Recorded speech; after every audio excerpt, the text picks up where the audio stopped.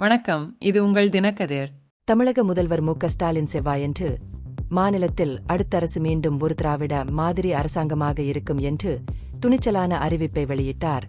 திராவிட மாதிரி 2.0 நாட்டில் ஆட்சிக்கு ஒரு ஒப்பற்ற உதாரணமாக இருக்கும் என்று உறுதியளித்தார். தனது மாவட்ட பயணத்தின் 2வது நாளில் மயிலாடுதுறையில் நடந்த அரசு விழாவில் பேசிய ஸ்டாலின், பாஜக தலைமையிலான மத்திய அரசு கூட இந்தியாவின் முன்னணி மாநிலமாக தமிழகத்தை அங்கீகரிக்க வேண்டிய நிலையை எட்டும் என்று நம்பிக்கையுடன் கூறினார். தனது உரையின் போது திராவிட ஆட்சி மாதிரியை முன்னேற்றுவதற்கான தனது உறுதிப்பாட்டை ஸ்டாலின் மீண்டும் உறுதிப்படுத்தினார். இது நாடு முழுவதும் சிறந்ததாக திகழும் என்று வலியுறுத்தினார்.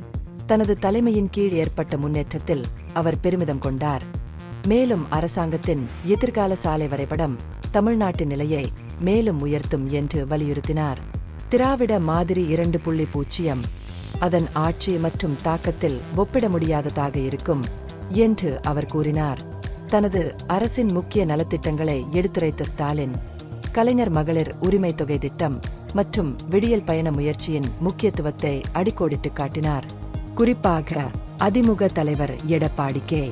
பழனிசாமியின் விமர்சனங்களுக்கு பதிலளித்த ஸ்டாலின், தான் எதிர்க்கும் திட்டத்தை கவனக்குறைவாக விளம்பரப்படுத்தியதற்காக அவருக்கு கிண்டலாக நன்றி தெரிவித்தார். திட்டத்தின் தாக்கத்தையும் பொதுமக்களின் வரவேற்பையும் முதலமைச்சர் பாதுகாத்தார். பழனிசாமியின் கருத்துக்களுக்கு கூர்மையான பதிலடியாக ஸ்டாலின் தமிழ் திரைப்படமான சுந்தரா டிராவல்ஸை குறிப்பிட்டு, எதிர்க்கட்சித் தலைவரின் அறிக்கைகளை படத்தில் வரும் ஒரு பேருந்தில் இருந்து வரும் புகையுடன் ஒப்பிட்டார். அது வதந்திகள் மற்றும் பொய்கள் மட்டுமே. மேலும் பாஜகவால் பழனிசாமி தவறாக வழிநடத்தப்பட்டதாகவும் எதிர்க்கட்சியின் கதையை தலைகீழாக மாற்றியதாகவும் அவர் குற்றம் சாட்டினார்.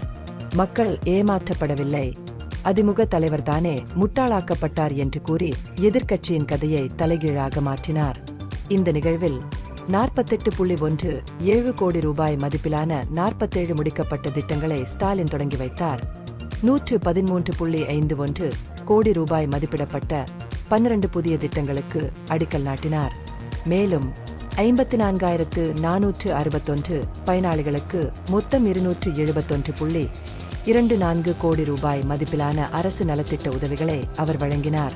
திராவிட மாதிரியின் உறுதியான விளைவுகளையும் வளர்ச்சிக்கான நிர்வாகத்தின் உறுதிப்பாட்டையும் அடிக்கோடிட்டு காட்டும் வகையில் அவரது அறிவிப்புகள் அமைந்தன. நகராட்சி நிர்வாக அமைச்சர் கே.என். நேரு, வேளாண் அமைச்சர் M.R.K. பன்னீர்செல்வம், பிற்படுத்தப்பட்டோர் நலத்துறை அமைச்சர் சிவாவி மெய்யநாதன், டெல்லிக்கான தமிழக சிறப்பு பிரதிநிதி A.K.S. விஜயன், MP வழக்கறிஞர் R. சுதா, எம்எல்ஏக்கள் M. Panneerselvam, Nivetha M. Murugan, S. Rajkumar உள்ளிட்ட பல முக்கிய தலைவர்கள் மற்றும் அதிகாரிகள் விழாவில் கலந்து கொண்டனர். இந்த பகுப்பாய்வு நுண்ணறிவுள்ளதாக கண்டால், முக்கியமான அரசியல் முன்னேற்றங்கள் குறித்த கூடுதல் புதுப்பிப்புகளுக்கு லைக் செய்யவும், ஷேர் செய்யவும், சப்ஸ்கிரைப் செய்யவும். இது உங்கள் தினக்கதிர். நன்றி.